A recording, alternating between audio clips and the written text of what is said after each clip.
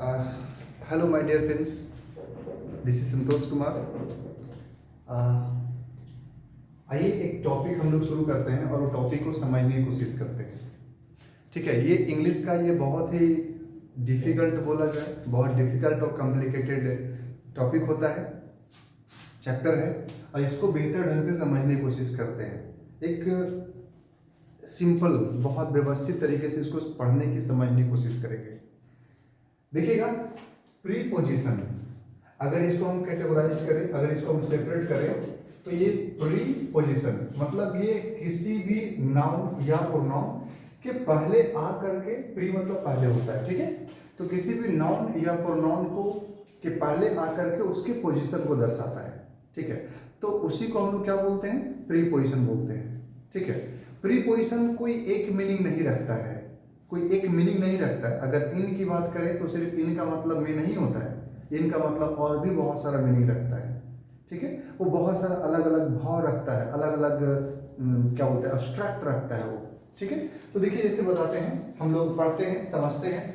The sun rises in the east. इनका मतलब यहाँ पर में होता है, लेकिन सही मायने में अगर समझने की कोशिश करें तो सूरज पूरब से उगता है, सूरज पूरब से उगता है।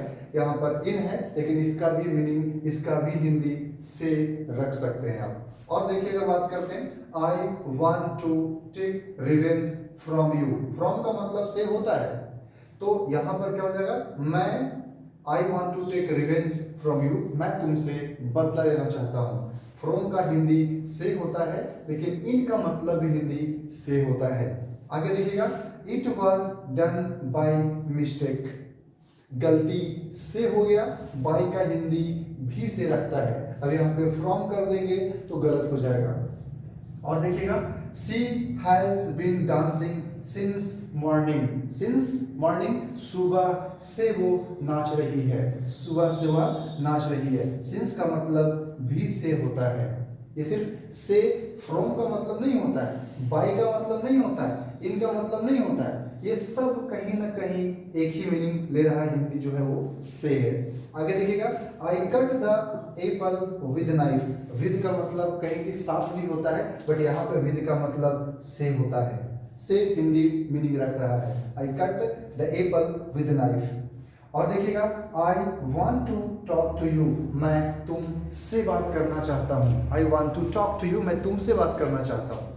ये टू का मतलब भी से होता है, से हिंदी मीनिंग रख रहा है। आगे देखिएगा, she has been dancing for 2 hours। अब यहाँ पे क्या लिखा हुआ है? फॉर का मतलब के लिए पढ़े होंगे, गलत आपने नहीं पढ़ा, बट यहाँ पर प्रीपोजिशन है।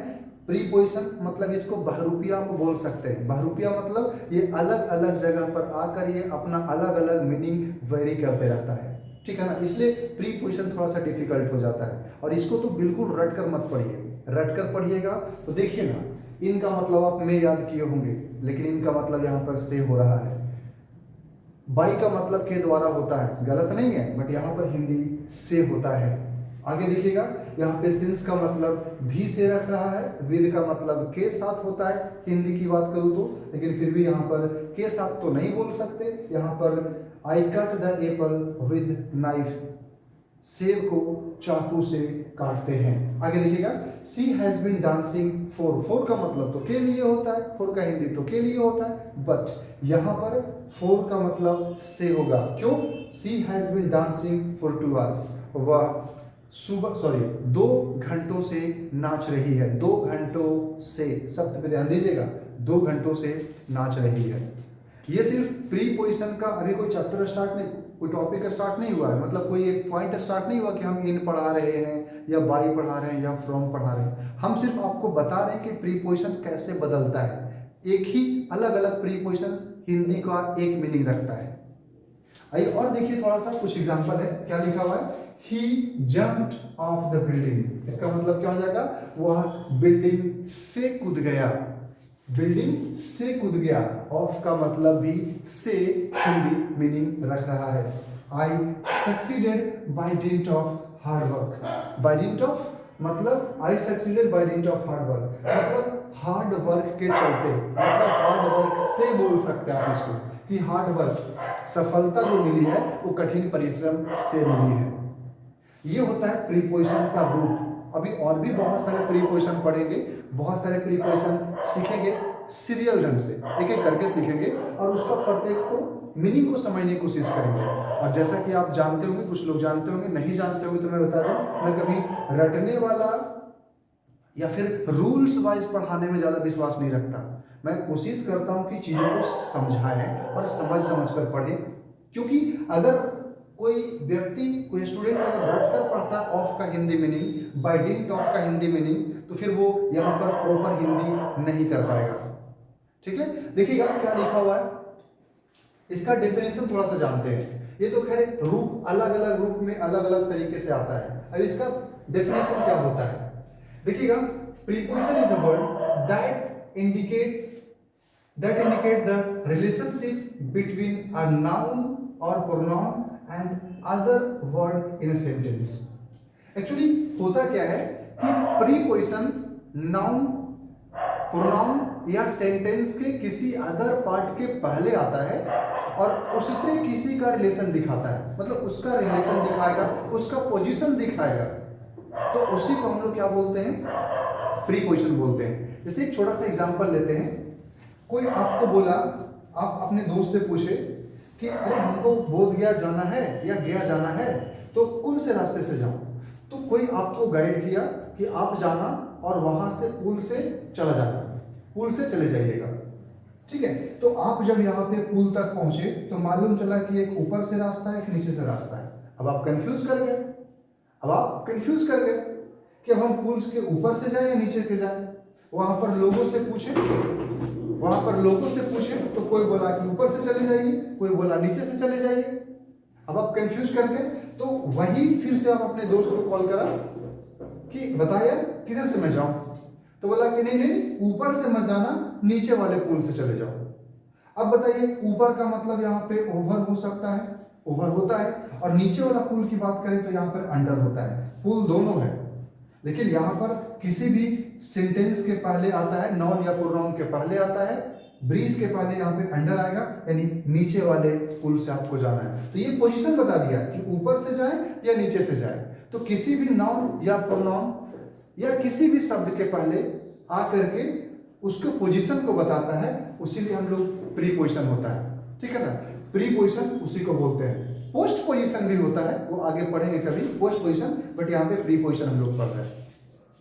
ठीक है, आगे देखिएगा, जैसे यहां पर प्रीपोजिशन होता है, क्या लिखा हुआ है, she is sitting on the bench. अब यहाँ पे ऑन जो है वो बेंच, मतलब नाउन के पहले आ करके वो पोजीशन बता रहा है। एक्चुअली प्रीपोजिशन जो होता है ना, वो एक्चुअली सब्जेक्ट का रिलेशन दिखाता है, सब्जेक्ट से रिलेशन दिखाता है किसी अदर नाउन को, और ऑब्जेक्ट का भी रिलेशन दिखाता है, और अदर वर्ड को भी दिखाता है। मतलब जिसके पहले आएगा उसका जनरली रिलेशन दिखाएगा सब्जेक्ट के साथ। जैसे यहां पर she is sitting on the bench. अब बताओ कि बेंच पर बैठी है कौन, तो बेंच पर बैठी है वो कहीं ना कहीं सब्जेक्ट के बारे में बोल रहा है, सब्जेक्ट। सी बैठी है, सी जो सब्जेक्ट के रूप में है।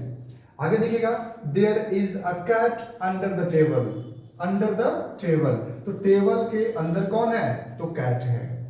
ठीक है, आगे देखिएगा, उमेश इज एट होम, मतलब उमेश कहाँ है, तो घर पर ही है। तो ये एट जो हो गया वो क्या हो गया, प्रीपोजिशन हो गया। पोजीशन बता रहा है, कहाँ पे है, घर पे है। नहीं, घर पे नहीं, वो आसपास में ऑफिस में है, नहीं, वो मार्केट में है, अलग अलग। At preposition. आगे समझिएगा, Abhay is dancing in the garden. अब अभय डांस कर रहा है कहाँ पे, स्टेज पे डांस कर रहा है, नहीं, बेड पे डांस कर रहा है, अरे नहीं भाई छत पे डांस कर रहा है, नहीं, वो डांस कर रहा है गार्डन में। पोजीशन बताया, लोकेशन बता दिया, ये इन की बात होता है, प्रीपोजिशन है यहाँ पे। हालांकि आपको मैं बता दूं, प्रीपोजिशन इन है ना, ये आपको एडवर्ब भी हो जाता है, एडवर्ब ऑफ प्लेस को दिखाता है, वो वहां पे पढ़ेंगे। ठीक है ना, अभी बस यहाँ पे समझिए, बस यही समझना है कि प्रीपोजिशन मतलब किसी नाउन या प्रोनाउन या किसी अदर वर्ड के पहले आकर के उसका पोजीशन बताएगा, प्रीपोजिशन कहलाएगा। ठीक है। अच्छा हाँ, कुछ लोग जो सोचते हैं कि ये जोड़ने का काम करता है, ये जोड़ने का काम नहीं करता, ना घटाने का काम करता है, ये सिर्फ और सिर्फ पोजीशन बताता है, लोकेशन बताता है। आगे समझिएगा, देखिएगा, pay attention to what I से। व्हाट आई से, जो मैं कहता हूं उस पर आप ध्यान दो। समझ पा रहे बात को? ठीक है। तो ये सब सारा छोटा सा एक इंट्रोडक्शन था, थोड़ा सा हम लोग जाने कि प्रीपोजिशन का क्या काम है और कैसे कैसे वो काम करता है, और इसको बेहतर ढंग से टॉपिक वाइज एक एक प्रीपोजिशन, जैसे ऐड हो गया, तो ऐड का क्या क्या फंक्शन है, कोई रूल्स नहीं पढ़ेंगे। ठीक है। विदाउट रूल हम लोग समझेंगे कि इसका क्या क्या फंक्शन है, और उससे हम लोग आगे सीखेंगे, और जो हमारे कॉम्पिटिटिव एग्जाम में बहुत मदद करेगा। क्योंकि आजकल कॉम्पिटिटिव एग्जाम में ना रूल्स वाइज नहीं आ रहे हैं। जैसे एक एग्जांपल हम लेते हैं, आपके घड़ी में कितने बजे हैं, अब आपके घड़ी में कितने बजे हैं, तो what is the time by your watch होता है, इन योर वॉच नहीं होता, फ्रॉम योर वॉच नहीं होता है, टू योर वॉच नहीं होता है, बाय योर वॉच होता है। ठीक है। ऐसे बहुत सारे सेंटेंस निकल कर आते हैं और बहुत सारे एग्जाम में क्वेश्चन पूछा जाता है इस तरह का। ठीक है। तो पढ़ते हैं, आगे पढ़ते हैं। Thank you for today.